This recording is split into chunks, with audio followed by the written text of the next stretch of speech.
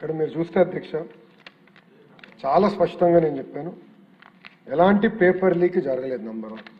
Number 2, out sourcing ఎంప్లాయీస్కి ఎలాంటి access to confidential information అనేది లేదు. మెరిట్ లిస్టు, సెలక్షన్ లిస్ట్ ఇప్పుడు కూడా ఆన్లైన్ మెకానిజంలోనే ఉంది. అది చాలా పారదర్శకంగా మేము నిర్వహించాం. ట్రాన్స్పరెంట్గా ప్రజల ముందర మనం పెడతాం కూడా జరిగింది అధ్యక్ష. అంతేకాకుండా గ్రీవెన్స్ రిడ్రెసల్కి ఎన్ని మెకానిజం ఏర్పాటు చేసాం గౌరవ సభ్యులు ఇప్పుడే చూశారు. నార్మలైజేషన్ ఏదైతే ఏపీ హైకోర్టు ఏదైతే పాటిస్తుందో నార్మలైజేషన్ విధానం, అదే విధానం మేము డిఎస్సిలో కూడా పాటించాం. హారిజాంటల్ రిజర్వేషన్ అమలు చేశాం. And at every stage technology వాడి ట్రాన్స్పరెన్సీ విత్ ఆడిట్ ట్రైల్ ప్రజాప్రభుత్వం అందిస్తాం జరిగింది అధ్యక్ష. అధ్యక్ష, గౌరవ సభ్యులకి అదేవిధంగా ఆంధ్ర రాష్ట్రంలో ఉన్న యువతి యువకుల్ని ఒక హామీ ఇస్తున్నాం అధ్యక్ష. అధ్యక్ష, చాలా పారదర్శకంగా నిర్వహించాం. ఎక్కడ ఒక్క కంప్లైంట్ ఒకటి చాలా పర్ఫెక్ట్గా నిర్వహించాం అధ్యక్ష. అండ్ గౌరవ ముఖ్యమంత్రి గారి తొలి సంతకం డిఎస్సి పైన ఉంది కనుక నాలాంటి యంగ్ మినిస్టర్కి అది వెరీ పర్సనల్ ఇష్యూ అధ్యక్ష. గౌరవ ముఖ్యమంత్రి గారు తొలి సంతకం డిఎస్సి పైన ఉందంటే ఎంత బాధ్యత అధ్యక్ష, అది నాకు ఎంత పారదర్శకంగా నిర్వహించాలి అధ్యక్ష. అంత స్పిరిట్తో నేను తీసుకున్నాను అధ్యక్ష. మా డిపార్ట్మెంట్ అంత కష్టపడింది, ఎక్కడా తప్పు జరగకుండా మేము నిర్వహించి 16,000 మంది టీచర్ని మేము నియమిస్తాం కూడా జరిగింది అధ్యక్ష. అధ్యక్ష, నేను చెప్తున్నా అధ్యక్ష, we stand by the candidates. 16,000 మంది టీచర్లు మేము అండగా నిలబడుతున్నాం అధ్యక్ష. ఎందుకంటే పారదర్శకంగా నిర్వహించాం అధ్యక్ష. అధ్యక్ష, మనం చూసా కొంతమంది గౌరవ సభ్యులు, మన వెంకటరాజు గారు, అదేవిధంగా గౌరవ హోంమంత్రి గారు అనిత గారు, ఇట్లా అనేక మంది గౌరవ సభ్యులు టీచర్స్ దగ్గరికి వెళ్ళారు అధ్యక్ష. టీచర్ దగ్గరికి వెళ్ళి వాళ్ళ బ్యాక్గ్రౌండ్ తెలుసుకున్నారు అధ్యక్ష. అలాంటి వాళ్ళు దీంట్లో ఈ ఎగ్జామ్ ద్వారా వీళ్ళు ఎట్లా క్వాలిఫై అయ్యారు, వాళ్ళ బ్యాక్గ్రౌండ్ చాలా బాధ వస్తుంది అధ్యక్ష. ఏమి లేని ఇళ్ళ నుంచి వచ్చిన వారు అధ్యక్ష. వీళ్ళందరూ బాగా కష్టపడి చదువుకుని, ఇంట్లో ఎవరు టీచర్ కాదు, ఎవరికి ప్రభుత్వ ఉద్యోగం లేదు అధ్యక్ష, కానీ వాళ్ళ ఆశ టీచర్ అవ్వాలి, కష్టపడ్డారు అధ్యక్ష. 5 సంవత్సరాలు 2019 నుంచి 24 వరకు 5 సంవత్సరాలు చూశారు. ఎప్పుడు వస్తుందా నోటిఫికేషన్, ఎప్పుడు రెడీ అవుదామా, ఎప్పుడు రెడీ అవుతాం, రాలే. 5 సంవత్సరాలు ఒక్క డిఎస్సి నోటిఫికేషన్ ఇవ్వలేదు అధ్యక్ష. నిజంగా టీమ్ 11 క్యాప్టెన్ ఈరోజు వస్తే నేను అడుగుదాం అనుకున్నాను అధ్యక్ష, సూటిగా ప్రశ్నిద్దాం అనుకున్నాను అధ్యక్ష. ఎందుకు మీరు 5 సంవత్సరాలు ఒక్క డిఎస్సి కూడా నిర్వహించలేదు? చాలా పారదర్శకంగా మేము చేసాం అధ్యక్ష. ఎందుకు చేసామంటే 1 క్లాస్ 1 టీచర్ అందించాలనేది మా తపన. ఈరోజు 33% అంటే సుమారుగా 10,000 ప్రైమరీ స్కూల్స్ 1 క్లాస్ 1 టీచర్ విధానం మనం ప్రభుత్వం తీసుకొచ్చిందంటే దానికి కారణం 16,000 మంది టీచర్ రిక్రూట్మెంట్ అధ్యక్ష. అండ్ మెరిట్ మెయింటైన్ చేశాం, అదేవిధంగా సోషల్ జస్టిస్ కూడా చేశాం అధ్యక్ష. అందుకే ఫ్యాక్ట్స్ అని గౌరవ సభ్యుల ముందు పెట్టాలని నిర్ణయించుకున్నాను. సభ్యుల ద్వారా ప్రజలు కూడా తెలియజేయాల్సిన అవసరం నా పైన ఉంది అధ్యక్ష. అంతేకాకుండా అధ్యక్ష, మీరు చూస్తే నేను కమిట్మెంట్ ఇస్తున్నాను అధ్యక్ష, యువతకి నేను కమిట్మెంట్ ఇస్తున్నా. ఎవ్రీ ఇయర్ ప్రజాప్రభుత్వం డిఎస్సి నిర్వహిస్తుంది, నో సెకండ్ థాట్, మేము వెనక్కి వెళ్ళాం. ఈ ఇయర్ కూడా మెగా జాబ్ క్యాలెండర్లో 3,000 టీచర్ పోస్టులతో డిఎస్సితో మేము భర్తీ చేస్తున్నాం. That is the commitment. Every year DSC మేము చేస్తాం అధ్యక్ష. ఈరోజు మెగా జాబ్ క్యాలెండర్ ద్వారా సుమారుగా 10,060 పోస్టులు భర్తీ చేసాం. గ్రూప్ 1, గ్రూప్ 2 డిఎస్సికి ఇచ్చాం అధ్యక్ష. టెట్ ఎగ్జామ్స్ ఇప్పటికీ పూర్తి చేసుకున్నాం అధ్యక్ష. 2-3 రోజుల క్రితమే పూర్తయింది అధ్యక్ష టెట్ ఎగ్జామ్ కూడా. ఇంత వాళ్ళ ఆరోపణలు చేసినా ఎక్కడ ఆగట్లేదు అధ్యక్ష. సిస్టమ్ ముందరికి వెళ్తున్నాం, పూర్తి చేశాం.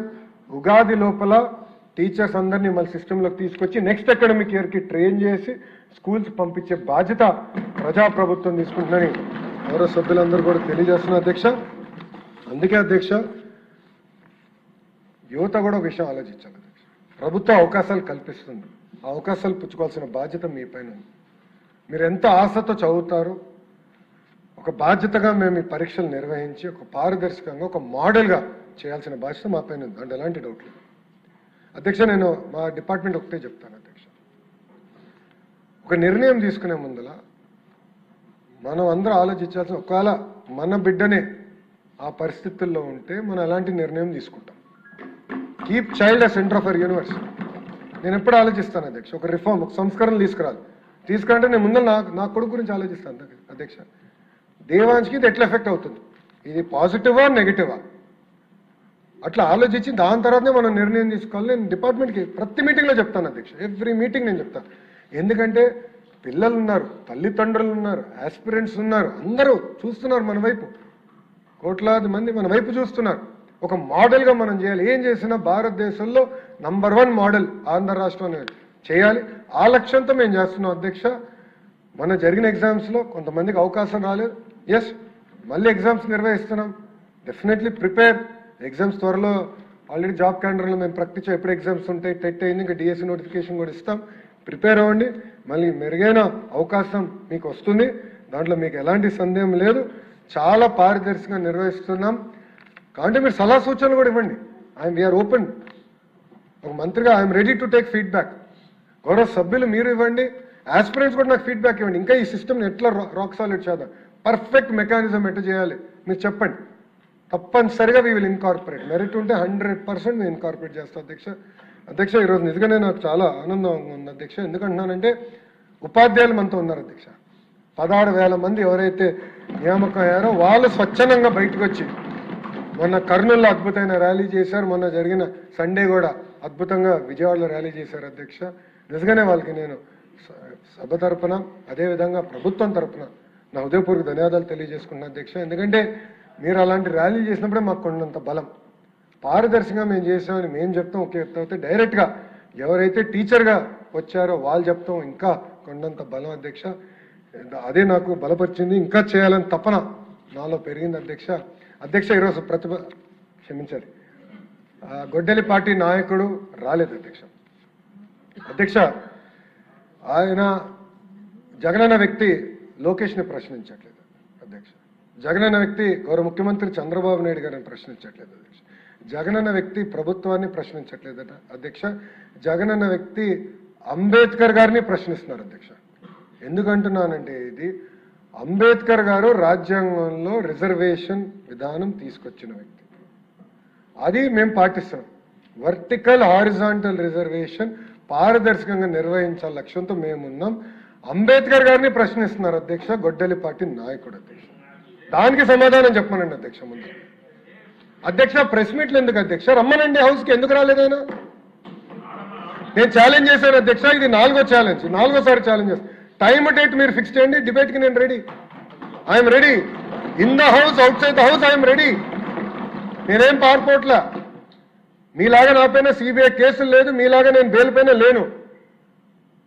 నేను ఎక్కడికి వెళ్ళాలంటే నేను కోర్టుకు వెళ్ళి పర్మిషన్ తీసుకోవాల్సిన అవసరం నాకు లేదు. అది మీకుంది, నాకు లేదు. పారదర్శకంగా నేను నిర్వహిస్తున్నా అధ్యక్ష. Come to the house and debate. I'm challenging you today. వాళ్ళ ఫేస్బుక్లో పెడతారు అధ్యక్ష, ఎక్స్లో పెడతారు. డిబేట్ నుంచి మేము పారిపోయాం. అరే డిబేట్ చేస్తున్నారు భయ్, రా కమ్ కూర్చోండి అక్కడ. నీకు మంచిగా బ్లాక్ కూడా ఉంది రెడీగా ఖాళీగా. 11 మంది పట్టేదానికి నీట్గా ఉంది. రండి కూర్చోండి, చర్చిద్దాం. సలహాలు సూచనలు ఉంటే ఇవ్వండి, విల్ టేక్ ఇట్ అప్. అంతేగాని అంబేద్కర్ గారు రాసిన రాజ్యాంగం మటుకు మీరు ప్రశ్నిస్తే ఒప్పుకునేందుకు మేము సిద్ధంగా లేం. తప్పనిసరిగా పారదర్శకంగా మేము నిర్వహిస్తాం. ఇంకొక 3 డిఎస్సీలు ఎన్నికల ముందర ప్రజాప్రభుత్వం నిర్వహించి ప్రభుత్వ పాఠశాలను బలోపేతం చేసే బాధ్యత మేము తీసుకుంటాం అధ్యక్ష. అంతేకాకుండా అధ్యక్ష మీరు చూస్తే సంవత్సరం అయిన తర్వాత మారుతున్నారు అధ్యక్ష.